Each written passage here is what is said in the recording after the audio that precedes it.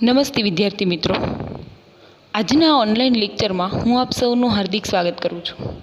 વિદ્યાર્થી મિત્રો, ધોરણ 11 વિષય અર્થશાસ્ત્ર ચેપ્ટર નંબર 1નો અભ્યાસ આપણે કરી ચૂક્યા છીએ, જેમાં આપણે અર્થશાસ્ત્રની વ્યાખ્યા, જુદા જુદા વ્યક્તિઓના મતે અર્થશાસ્ત્ર એટલે શું, આર્થિક પ્રવૃત્તિ, બિનઆર્થિક પ્રવૃત્તિ, અર્થશાસ્ત્રમાં આંકડાકીય માહિતીનું મહત્ત્વ, અર્થશાસ્ત્રમાં આલેખ અને આકૃતિનું મહત્ત્વ જેવા સવાલનો અભ્યાસ કર્યો. હવે આપણે ચેપ્ટર નંબર 2 મૂળભૂત ખ્યાલ અને સંકલ્પનાઓ એની માહિતી મેળવવાના છીએ, અને જેમાં આપણે વસ્તુનું મૂલ્ય, કિંમત, વિનિમય મૂલ્ય, ઉપયોગિતા મૂલ્ય, આ ઉપરાંત વસ્તુના પ્રકાર, સંપત્તિનો અર્થ, પછી આંકડાકીય એટલે કે અર્થશાસ્ત્રમાં આવતા આકસ્મિક એટલે કે અર્થશાસ્ત્રને અસર કરતા આકસ્મિક પરિબળો, આ ઉપરાંત ઉત્પાદનના સાધનો, જે જમીન, મૂડી, શ્રમ, નિયોજક કહીએ છીએ, જે મેન છે એની બાબતો, આ ઉપરાંત વ્યાપાર ચક્ર એટલે કે તેજી કેવી રીતે આવે, મંદી કેવી રીતે આવે, એ બાબત આપણે અહીં આ ચેપ્ટરમાં જોવાની છે. તો શરૂઆત કરીએ. ચેપ્ટર નંબર 2, પહેલો સવાલ છે, ઉપયોગિતા મૂલ્ય અને વિનિમય મૂલ્યનો અર્થ જણાવો. ઉપયોગિતા મૂલ્ય અને વિનિમય મૂલ્યનો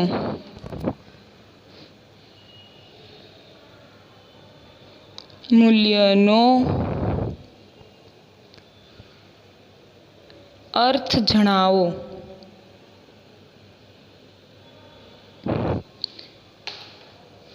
એનો આન્સર આવશે પહેલાં તો કે ઉપયોગિતા મૂલ્ય કોને કહેવાય? તો કે ઉપયોગિતા મૂલ્ય કોને કહેવાશે? તો કે વસ્તુ કે સેવા માનવ જીવન માટે કેટલી ઉપયોગી છે તે બાબતને વસ્તુનું ઉપયોગિતા મૂલ્ય કહેવાય. એટલે કે આપણે જે વસ્તુનો ઉપયોગ કરીએ છીએ એ વસ્તુ કે સેવા માનવ જીવન માટે કેટલી ઉપયોગી છે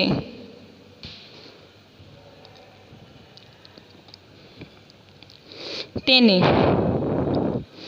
વસ્તુનું ઉપયોગિતા મૂલ્ય કહેવાય.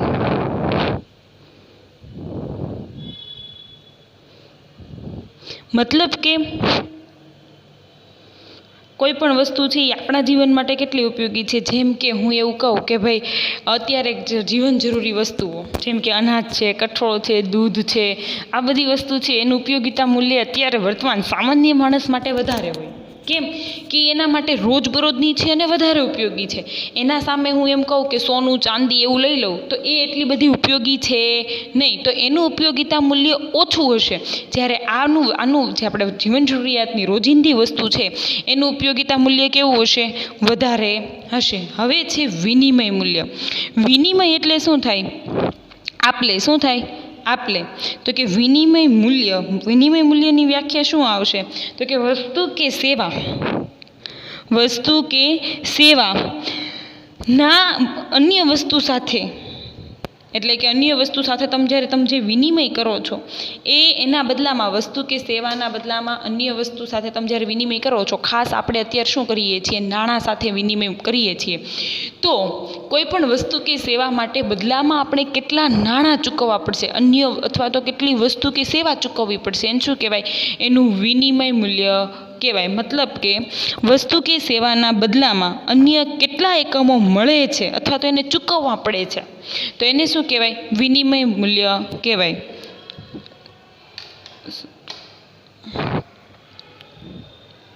વસ્તુ કે સેવા ના બદલામાં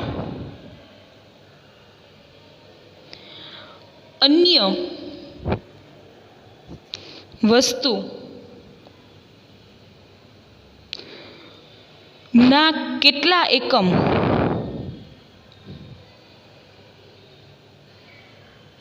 મળે છે તેને વિનિમય મૂલ્ય કહેવાય. મતલબ કે તમે કોઈ પણ વસ્તુ વેચો છો તો કોઈ પણ વસ્તુ વેચતા બદલામાં તમને કેટલા એકમ એટલે કે કેટલા નાણાં મળે છે, તો એનું શું છે, વિનિમય મૂલ્ય કહેવાય. ફરીવાર ઉપયોગિતા મૂલ્ય એટલે કે વસ્તુની ઉપયોગિતા આપણી માટે કેટલી છે એના આધારે જે મૂલ્ય નક્કી કરવામાં આવે છે એને ઉપયોગિતા મૂલ્ય કહેવાય. જ્યારે વસ્તુ કે સેવાના બદલામાં તમારે કેટલા નાણાં મળે છે એ જે છે એના માટે કોઈ પણ વસ્તુ કે સેવા તમારે ચૂકવવી છે એના માટે તમારે કેટલા નાણાં ચૂકવવા પડશે, તો એ શું છે, વસ્તુનું વિનિમય મૂલ્ય છે. હવે બીજો સવાલ જોઈએ. અહીંયા આપણા ચેપ્ટરમાં સ્ટાર્ટિંગમાં બધા જ ટૂંકા ટૂંકા સવાલ છે. જોઈએ આપણે બીજો સવાલ. ઉપયોગિતા મૂલ્ય અને વિનિમય મૂલ્ય વચ્ચેનો આંતર સંબંધ જણાવો. ઉપયોગિતા મૂલ્ય અને વિનિમય મૂલ્ય વચ્ચેનો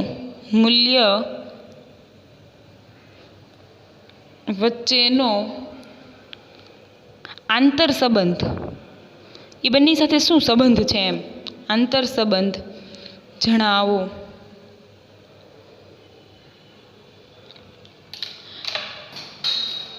તો કે ઉપયોગિતા મૂલ્ય અને વિનિમય મૂલ્ય વચ્ચેનો આંતર સંબંધ, તો કે વસ્તુની ઉપયોગિતા મૂલ્ય ધરાવતી હોય તો એનું વિનિમય મૂલ્ય ધરાવતી જ હશે એમ આપણે કહી શકીએ નહીં. કોઈ પણ વસ્તુ છે એ ઉપયોગી છે, માની લો કે ભાઈ એની ઉપયોગિતા મૂલ્ય છે પરંતુ એ વિનિમય મૂલ્ય ધરાવતી જ એવું આપણે કહી શકાય નહીં.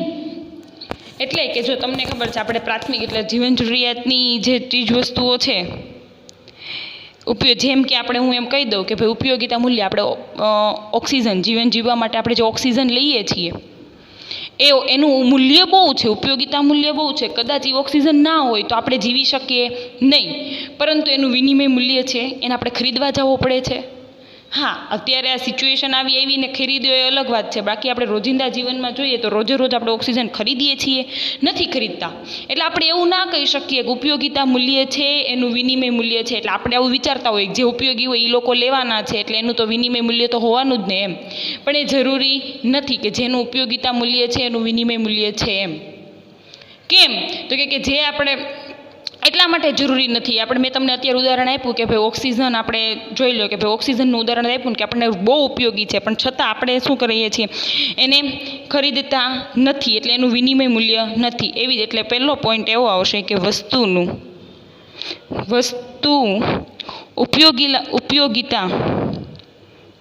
ઉપયોગિતા મૂલ્ય ધરાવતી હોય તો તે વિનિમય મૂલ્ય ધરાવતી જ હોય. વિનિમય મૂલ્ય ધરાવતી હોય એવું જરૂરી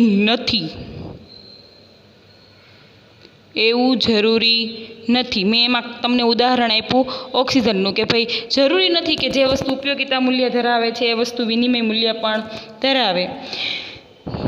જે વસ્તુનો પુરવઠો છે એ અમાપ છે, જેના પર કોઈ પણ પ્રકાર કોઈ વ્યક્તિ કે સંસ્થાનો કાબૂ ન હોય તેવી વસ્તુનું ઉપયોગિતા મૂલ્ય ખૂબ વધારે હોય, છતાં પણ એનું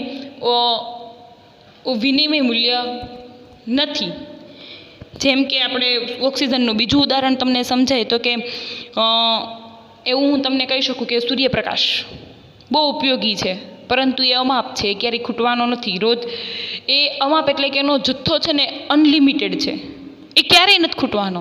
અને એના પર કોઈ વ્યક્તિ કે કોઈ સંસ્થાની પ્રાઇવેસી નથી, અથવા તો એ પ્રાઇવેટ નથી, એ બધાને મળે છે અને ફ્રીમાં જ મળે છે, પણ ઉપયોગી બહુ છે, છતાં એનું કોઈ પણ પ્રકારનું વિનિમય મૂલ્ય છે નહીં. એટલે કે એવું આપણે કહી શકીએ કે જે વસ્તુ અમાપ છે, અમાપ એટલે કે અનલિમિટેડ અમાપ છે, જેનો પુરવઠો અમર્યાદિત છે,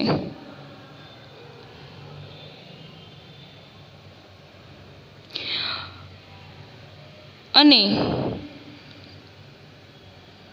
જે વસ્તુ પર વ્યક્તિ કે સંસ્થા નો વ્યક્તિ કે સંસ્થાનો કાબુ ન હોય તેવી વસ્તુનું ઉપયોગિતા મૂલ્ય અમાપ હોવા છતાં તેવી વસ્તુનું ઉપયોગિતા મૂલ્ય અમાપ હોવા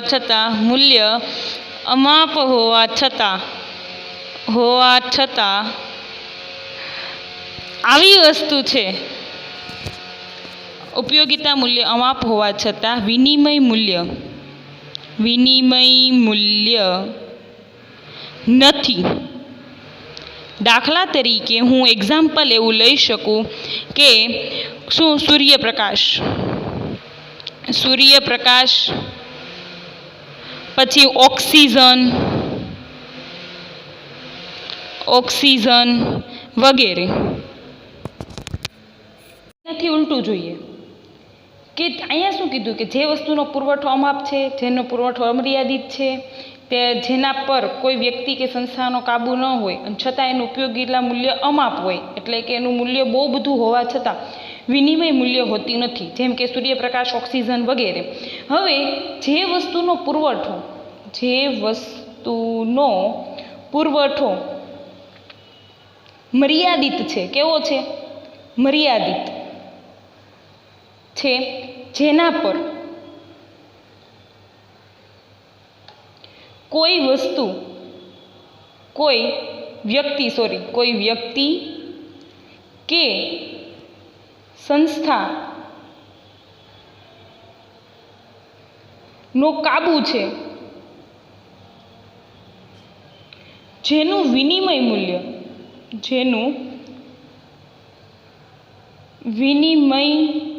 મૂલ્ય ઘણું હોવા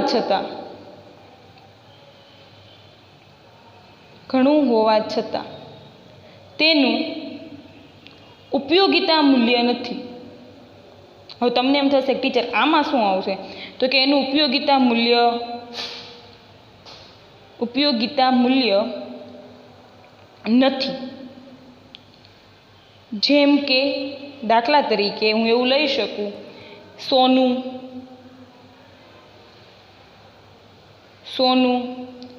ચાંદી વગેરે એવું લઈ શકાય કે આ વસ્તુ એવી છે કે જે અમર્યાદિત છે, છતાં પણ એનું શું નથી?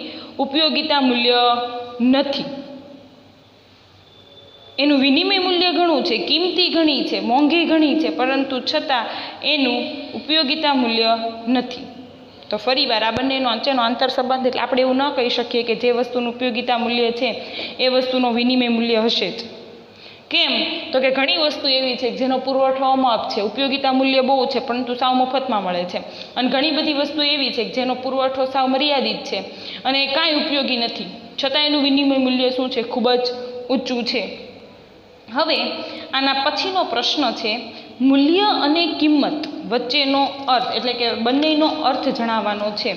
મૂલ્ય કોને કહેવાય અને કિંમત કોને કહેવાય એનો અર્થ જણાવો. નવો પ્રશ્ન જોઈએ. મૂલ્ય અને કિંમતનો અર્થ જણાવો. તો કે મૂલ્ય કોને કહેવાશે? તો કે વસ્તુ કે સેવાનું અન્ય વસ્તુના પ્રમાણમાં વિનિમય મૂલ્ય, એને શું કહેવાશે? મૂલ્ય કહેવાશે. મૂલ્ય એટલે શું? તો કે મૂલ્ય એટલે વસ્તુ કે સેવાનું અન્ય વસ્તુ કે સેવાના પ્રમાણમાં વિનિમય મૂલ્ય એટલે કે તમે કોઈ પણ વસ્તુ કે સેવા, મૂલ્ય કોને કહેવાય કે કોઈ પણ વસ્તુ કે સેવાનું અન્ય વસ્તુ કે સેવાના પ્રમાણમાં તમે જે વિનિમય મૂલ્ય કરો છો એને શું કહેવાય? વસ્તુ એટલે કે મૂલ્ય કહેવાય. મતલબ કે જો એનું વિનિમય મૂલ્ય, કોઈ પણ વસ્તુ કે સેવાનું વિનિમય મૂલ્ય, આપણે એમ કહીએ કે ભાઈ ઘઉં છે તો એના બદલામાં તમે શું કરો છો? કોઈ પણ બીજી વસ્તુ કે સેવાનો વિનિમય કરવો હોય તો એ સામે કેટલી એ યોગ્ય છે એમ. કોઈ ઘઉંના બદલામાં સોના ચાંદીનો વિનિમય નહીં કરે. કેમ કે ઘઉંની કિંમત સાવ ઓછી હોય, સોના ચાંદીની કિંમત કેટલી વધારે હોય એટલા માટે. એટલે કે મૂલ્ય એટલે શું કે વસ્તુ કે સેવાનું અન્ય વસ્તુ કે સેવાના પ્રમાણમાં વિનિમય મૂલ્ય જે છે, એટલે કે કઈ વસ્તુ એકબીજાની સાથે વિનિમય થઈ શકે તો એને શું કહેવાય? મૂલ્ય કહેવાય. જ્યારે કિંમત એટલે શું? તો કે કિંમત એટલે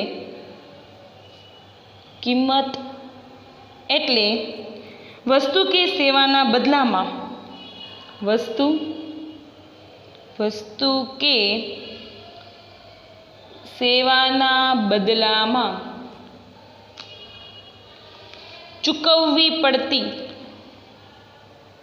ચૂકવવું પડતું નાણાકીય મૂલ્ય એને શું કહેવાય? કિંમત. આમાં હું તમને સમજાશે પરફેક્ટ. તો કે વસ્તુ કે સેવા, જો કોઈ પણ એટલે મતલબ કે મૂલ્ય એટલે છે ને શું કે કોઈ પણ વસ્તુનું અન્ય વસ્તુ સાથે કેટલા પ્રમાણમાં એનું મૂલ્ય કેટલું છે કે બીજી વસ્તુ સાથે એનો વિનિમય થઈ શકે એમ, તો એને મૂલ્ય કહેવાય. જ્યારે કિંમત કોને કહેવાય? કિંમતી એટલે મતલબ આપણે કિંમત કોને કહીએ કે તમે કોઈ પણ વસ્તુ ખરીદવા માંગો છો, તમારા બદલામાં કેટલા નાણાકીય રૂપિયા ચૂકવાય, નાણાકીય વસ્તુ કેટલી ચૂકવવી પડશે, એને શું કહેવાશે? કિંમત કહેવાશે. 3 સવાલ જોયા. ઉપયોગિતા મૂલ્ય એટલે શું? વિનિમય મૂલ્ય એટલે શું? વિનિમય મૂલ્ય અને ઉપયોગિતા મૂલ્ય વચ્ચેનો તફાવત. પછી આપણે જોયું મૂલ્ય અને કિંમતનો અર્થ. હવે આપણે જોવાનું છે વસ્તુ અને સેવા વચ્ચેનો તફાવત. વસ્તુ અને સેવા વચ્ચેનો તફાવત. તો પ્રશ્ન છે વસ્તુ અને સેવા વચ્ચેનો તફાવત જણાવો.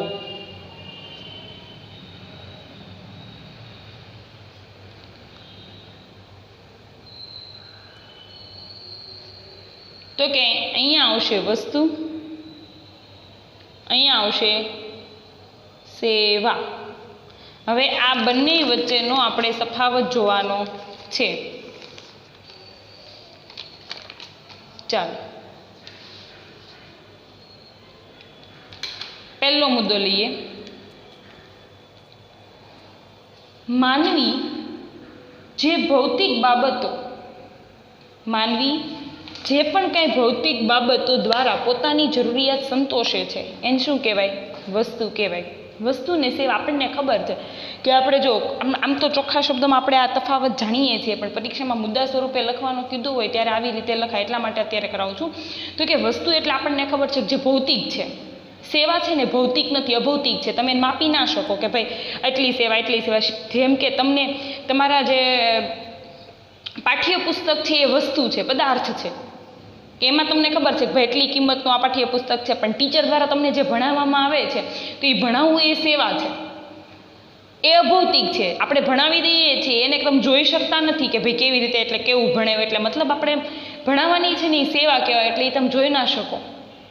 એવી રીતે એ તમારા સાથે ન આવે, તમને મળી જાય.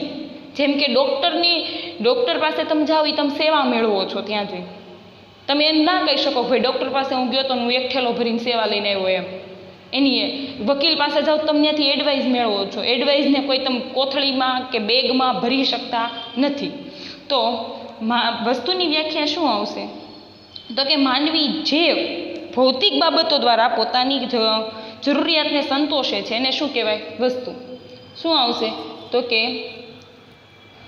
માનવી જે ભૌતિક બાબતો દ્વારા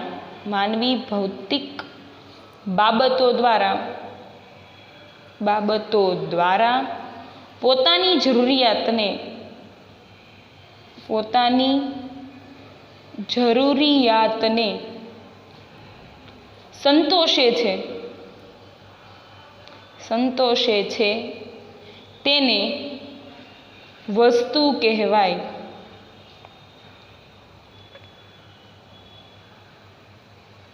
દાખલા તરીકે પોશાક, ખોરાક, તો આ બધી વસ્તુ છે. કેમ કે તમે એને લઈ જઈ શકવાના છો, લાવી શકવાના છો. ટીવી છે વગેરે, આ બધી વસ્તુ છે કે તમે એને લઈ જઈ લાવી શકશો, તમે એને જોઈ શકશો. ભૌતિક કોને કહેવાય? ભૌતિક એનો અર્થ શું થાય ખબર છે? કે તમે એને જોઈ શકો, અડી શકો, તમે એને એટલે મતલબ આમ ટચ કરી શકો, સ્પર્શ કરી, બધું આપણે એને શું કહેવાય? વસ્તુ કહેવાય. હવે સેવાનો અર્થ શું આવશે? તો કે માનવી જે અભૌતિક બાબતો દ્વારા પોતાની જરૂરિયાતો સંતોષે છે એને શું કહેવાય? સેવા કહેવાય. તો કે માનવી જે અભૌતિક એટલે તમે એને છે ને જોઈ શકવાના નથી, સ્પર્શી શકવાના નથી, બસ ખાલી તમે એનો અનુભવ કરી શકો છો. તો કે જે અભૌતિક બાબતો દ્વારા પોતાની જરૂરિયાત ને સંતોષે છે તેને શું કહેવાય છે? સેવા કહેવાય છે.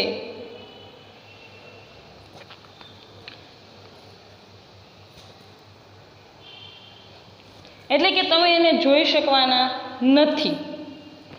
જેમ કે શિક્ષક દ્વારા ભણાવવાની સેવા. તમે ભણાવીએ છીએ એને તમે બેગમાં ભરીને લઈ જઈ શકવાના નથી, એને તમે મગજમાં જ તે ઓલું કરી શકશો કે ભાઈ એટલા કિલો ભણાવ્યું, એટલા ગ્રામ ભણાવ્યું, એવું કહી શકવાના નથી. ડૉક્ટરની સેવા, એને પણ તમે ખાલી એનું નિદાન મેળવીને તમે આવતા રહ્યો, તમે એને કિલો 2 કિલોના ભરવાના નથી. સમજાણું? એટલે વસ્તુ અને સેવામાં આ ફરક છે. પછીનો મુદ્દો જોઈએ. વસ્તુ જોઈ શકાય છે તમે, એટલે મેં કીધું એમ કે ભૌતિક છે એટલે તમે એને જોઈ શકશો, સ્પર્શી શકશો, એવું થઈ શકશે. જ્યારે ઓલામાં આ વસ્તુ શક્ય, એટલે કે સેવામાં વસ્તુ શક્ય નથી. એટલે વસ્તુને જોઈ શકાય છે, સ્પર્શી શકાય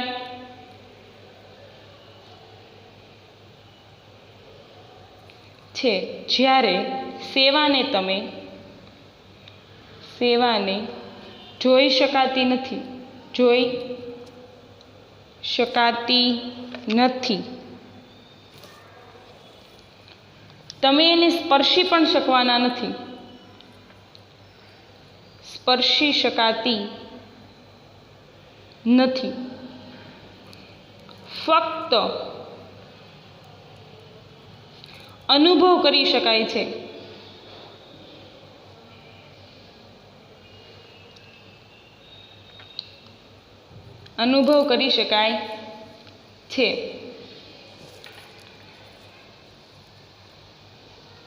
હવે વસ્તુ છે ને, એ માનવીની વસ્તુ છે, માનવીની શારીરિક જરૂરિયાતને સંતોષે, શારીરિક જરૂરિયાતને સંતોષે.